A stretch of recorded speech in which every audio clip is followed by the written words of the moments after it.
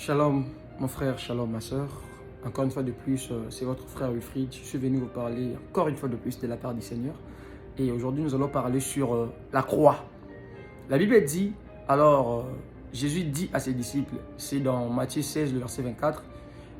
Alors Jésus dit à ses disciples, si quelqu'un veut venir après moi, qu'il renonce à lui-même et qu'il se charge de sa croix et qu'il me suit. Alors, c'est quoi la croix? C'est chargé de sa croix, il renonce à soi-même et qu'il se charge de sa croix et qu'il me suit. C'est quoi? En fait, Dieu voulait dire clairement, si une personne veut me suivre, doit se crucifier.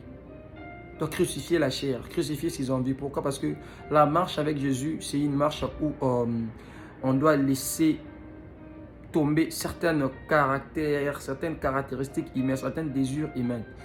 La vie chrétienne nous exige une vie spirituelle, des fois une vie conduite carrément par le Saint-Esprit. Or, quand le Saint-Esprit conduit une personne, on est enfant de Dieu. Et étant enfant de Dieu, il y a certaines choses qu'on ne peut plus pratiquer, qu'on ne peut plus faire. Si nous sommes conduits par l'Esprit, on est fils de Dieu, c'est ce qu'il dit dans Romains. Alors, il y a certaines choses que le monde nous exige, le monde veut que nous puissions faire, que nous ne pouvons plus faire. Alors, Jésus voulait dire clairement, si vous voulez me suivre, abandonnez les habitudes du monde, les choses que le monde veut que vous puissiez pratiquer. Abandonnez ces choses, crucifiez ces choses. Chargez-vous de votre croix et suivrez-moi. Laisse-moi te dire, Seigneur, mon frère, ma soeur, tout est permis, mais tout n'est pas utile. C'est ce que la Bible me dit. Oui, certaines choses qui ne sont pas utiles, alors ne perdons pas le temps de le faire. Faisons des choses qui sont utiles pour l'œuvre de la croix, pour l'œuvre de Dieu et pour persévérer dans la vie. Je ne suis pas en train de dire que nous ne devons plus nous faire plaisir, non. Mais voyons toujours, à chaque fois que nous voulons nous faire plaisir, est-ce que ça plaît à Dieu? Frères et sœurs, ne nous égarons pas à nous faire plaisir sur des choses qui ne plaisent pas à Dieu. Parce qu'à chaque fois que nous faisons des choses qui ne plaisent pas à Dieu et qui ne plaisent qu'à nous-mêmes, on est en dehors de la volonté de Dieu. Et quand un chrétien vit en dehors de la volonté de Dieu, on cesse d'être chrétien. Laisse-moi te dire qu'on est chrétien quand on est comme Jésus. Chrétien veut dire comme Jésus. À chaque fois que tu accomplis quelque chose qui est en dehors de la volonté de Dieu, tu cesses d'être chrétien.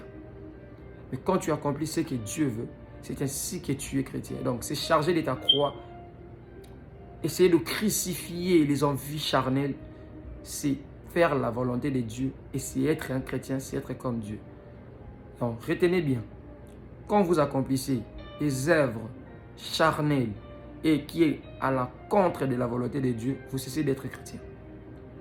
Mais quand vous accomplissez ce que Dieu attend de vous, c'est à ce moment que vous êtes un chrétien. Parce que être chrétien, c'est être comme Jésus. C'est être comme Jésus. C'est être comme Jésus. Alors, prends soin de toi. Prends soin de regarder toujours ce que tu es en train de faire. Est-ce que c'est ce que Dieu attend de toi? Est-ce que c'est ce que Dieu veut que tu puisses faire? Chrétien que tu es, ce que tu fais, ça plaît à Dieu ou pas? Si tu sens dans ton cœur que ça ne plaît pas à Dieu, alors ne le fais pas. Car beaucoup des enfants de Dieu, on cesse des fois d'être chrétien, et puis on reprend, on est chrétien, et puis on abandonne, et puis à cause des choses qui ne plaisent pas à Dieu, à cause des besoins charnels.